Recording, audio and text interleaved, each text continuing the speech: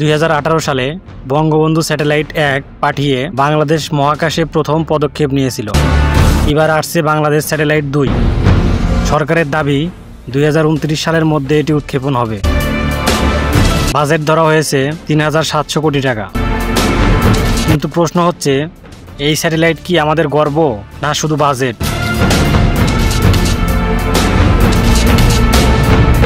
Bangladesh satellite 2 হবে একটি hybrid satellite, যা শুধু সম্প্রচার নয়, বরং নজরদারি, আবহাওয়া পর্যবেক্ষণ, দুর্যোগ পূর্বাভাস, ইন্টারনেট সংযোগ সব কিছু একসাথে দিতে পারবে। এর কার্যকাল ধরা হয়েছে 18 বছর। রাশিয়ার গ্লাভকসমস, ফ্রান্সের থেলস অ্যালেনিয়া স্পেস, এমনকি স্টারলিংক পর্যন্ত আগ্রহ দেখিয়েছে। প্রকল্পের পরিচালক প্রতিষ্ঠান হল BSCL, Bangladesh communication satellite company limited. সরকার বলছে বাংলাদেশ স্যাটেলাইট 2 শুধু প্রযুক্তি নয়, এটা জাতীয় সক্ষমতা।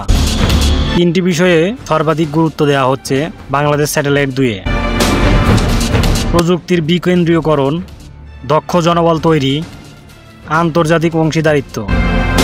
এই স্যাটেলাইটের মাধ্যমে দুর্যোগ ব্যবস্থাপনা, নিরাপত্তা, গভর্নেন্স সবই আরও উন্নত হবে।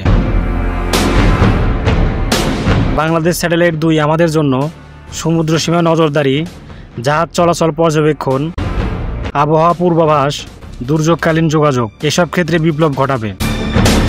এটি আমাদের ম্যারিটাইম সিকিউরিটিকে নতুন উচ্চতায় নিয়ে যাবে।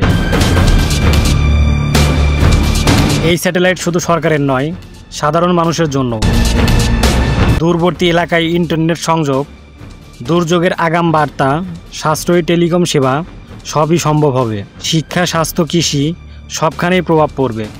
বাংলাদেশ স্যাটেলাইট 2 আমাদের প্রযুক্তিগত স্বাধীনতা আর জাতীয় গর্বের প্রতীক।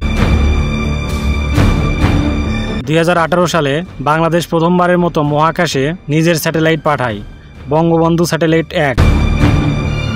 এর মাধ্যমে আমরা টিভি সম্প্রচার, সরকারি যোগাযোগ আর দুর্যোগ ব্যবস্থাপনায় নতুন যুগে পা রাখি। বর্তমানে 40টিরও বেশি চ্যানেল এটি ব্যবহার করছে। এখন পর্যন্ত আয় হয়েছে প্রায় 150 কোটি টাকা, কিন্তু প্রকল্পের মোট ব্যয় ছিল প্রায় 2784 কোটি টাকা। এর মধ্যে সরকার নিজে দিয়েছে 1406 কোটি টাকা, আর বাকি টাকা এসেছে HSBC ব্যাংক থেকে নেওয়া ঋণ, যার কিস্তি এখনও পরিশোধ করতে হচ্ছে। প্রতি বছর শুধু ঋণের কিস্তি দিতে হয় প্রায় 200 কোটি টাকা।